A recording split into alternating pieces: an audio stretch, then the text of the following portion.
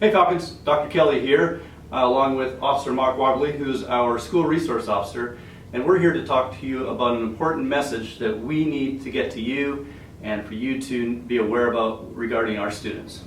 One of the biggest problems we're having here at Cox this year, it started last year, is the e-cigarettes or the smokeless cigarettes, and the most popular of which is the Juul.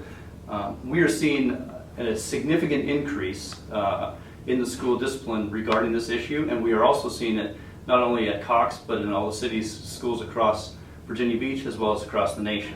One of the most popular ones to use is called a Juul, and it was introduced in about 2015, and the problem is it is 5 times more potent than the other e-cigarettes that were around as well. So Officer Wogley, can you show us some of the products that we've taken into custody this year alone since January, and you can talk about what parents can look for.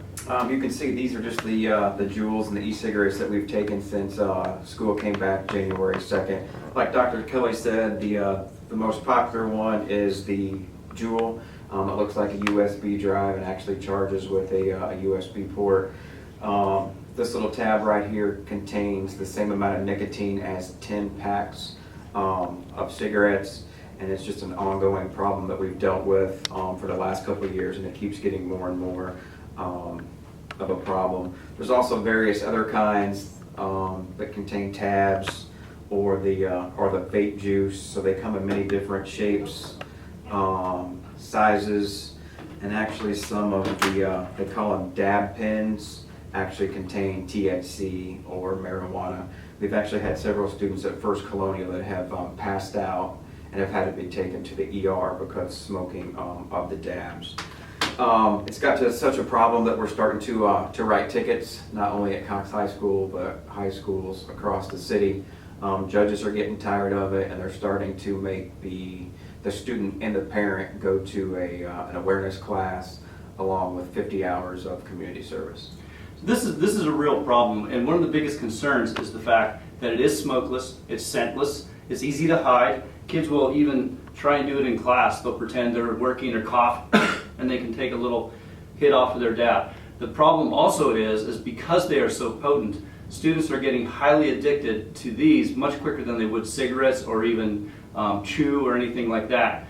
The other piece, as Officer Wogley said, is not only can they put nicotine in here, but students can get online, and even though it's illegal to ship across state lines, you can actually find stores, the students are smart enough, across state lines that have THC where it's legal, such as Colorado, Vermont, California, and they can actually order and bring it in as well, and then they can load these with THC. It doesn't smell like pot, it doesn't smell like anything, so it's just as easy to do in the classrooms and things like that. I will say that all of these things that we have apprehended for the most part since the beginning of January, we're not even looking hard for them. These are walking past bathrooms, checking them periodically. They've fallen out of kids' book bags, things like that. And this is not a problem for only kids that used to maybe when you went to school hung up by the smoking door, if you had a smoking door, if you were old enough back in the old days of school and things like that.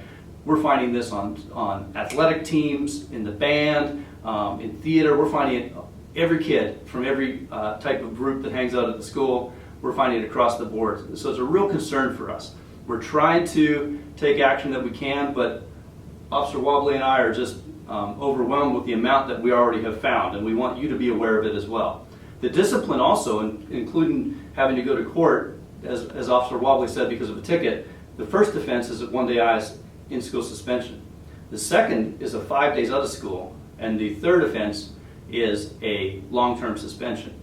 Those are cumulative across your career in public schools K through 12. So if you have an incident in 9th grade, then an incident in 10th grade, your third incident in 11th grade means you'll be going out long term. So please be aware of this. We are so concerned for our students and the addictive properties of this, as well as the ability to hide illegal substances in them.